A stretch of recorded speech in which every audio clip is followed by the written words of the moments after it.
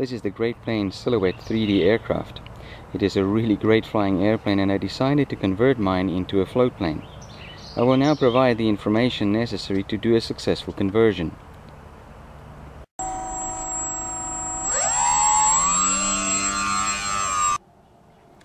To manufacture the float mounts, I used 0.078 music wire for the main struts, and the interconnecting ones are 0.20. The rearmost mount was made using 3 layers of plywood. This wire has sort of a V shape that goes in here.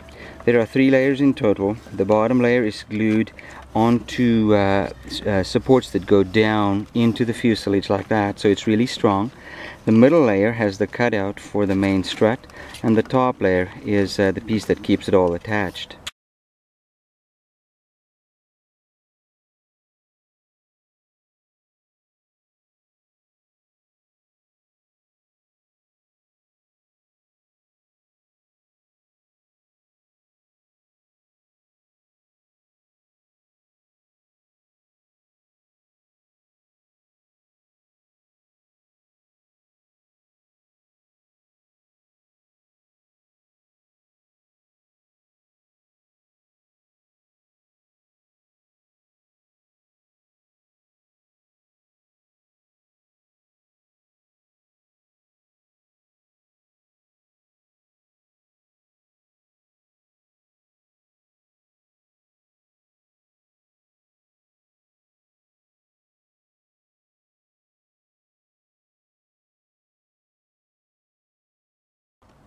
The front strut goes into the standard mount and is secured in the way the main wheels would normally be secured.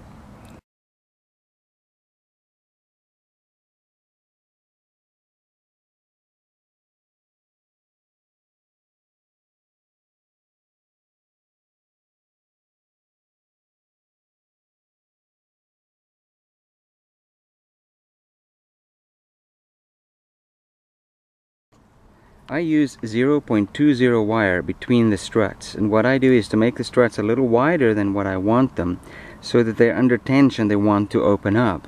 And then I take the 0.20 wire and put them in, and that keeps the strut at the required width. And it will always be tight because there is tension on the main strut keeping it open. Also, you would like to prevent rearward movement of the float, and therefore I have a 0.20 piece of wire running from the top of the front strut to the bottom of the rear strut, and this prevents any rearward movement of the float.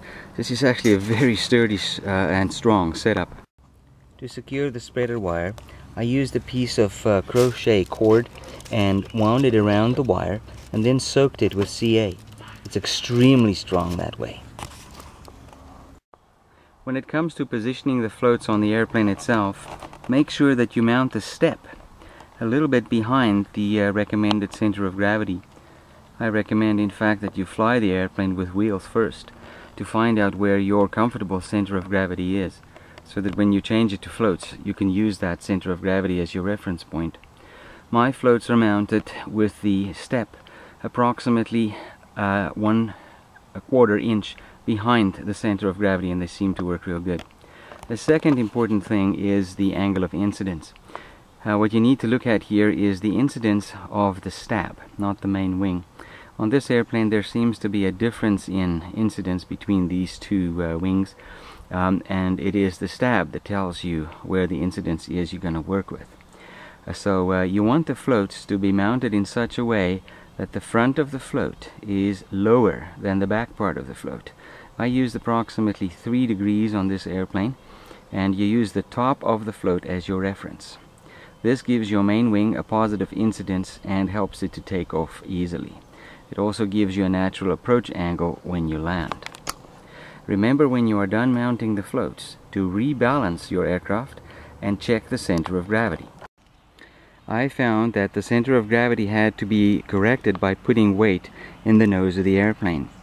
The tips of the floats are the natural place to put the weight. Find the approximate amount of weight that you would need and divide it into 2. Each float tip can accommodate half of the weight. All I did was to cut a little hole into the tip and put the weight in, and then I covered it with white electrical tape. To use the least amount of weight, position it as far forward as you can in the tips of the floats. To get the correct center of gravity, 8 grams of lead weight was needed.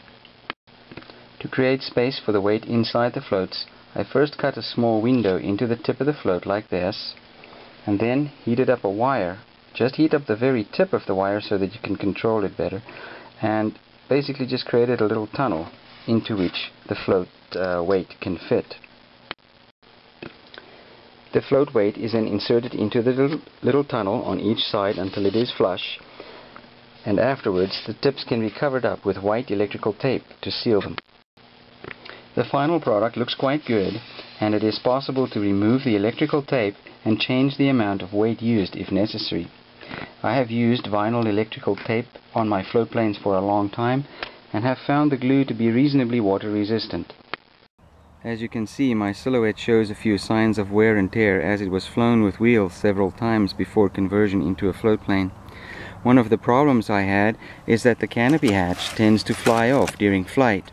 This is a very annoying thing, as I had to look for it several times. I have modified it in the following way. I put a little hook onto it here and a little hook onto it there. Now a little piece of elastic keeps it from opening up during flight. And to prevent it from sliding too far backwards, I took a little piece of cord on the inside here and ran it from the tip of the canopy down to the front of the fuselage so that it limits the amount of movement backwards that the canopy can have. So the cord limits it from going back, and the elastic keeps it from opening up in flight. Since I've done this modification, I have not lost the canopy hatch again. One of the problems of this airplane is that it is built so light that it's hard to find a spot on it where you can carry it. So what I've done is to take a piece of popsicle stick, and I've reinforced a spot more or less on the center of gravity. I took a wide piece of popsicle stick and cut a flat piece from that on each side, like that, and then a thin piece of popsicle stick that goes in between. And this way, if I want to pick up the airplane, I have a firm spot that I can hold on to, and since it's on the center of gravity, it's really easy to carry it there. Since I've put that on, I haven't caused any more damage to my airplane while carrying it. It's very easy to crush this foam. This plane is extremely light for its amount of wing area.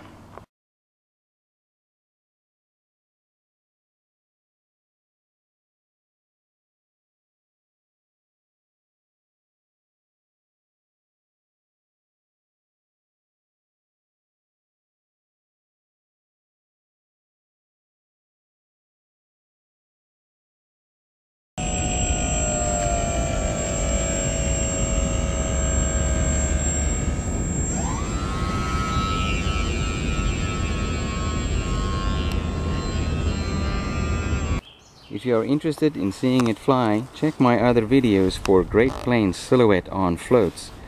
The video there represents the third flight of the airplane.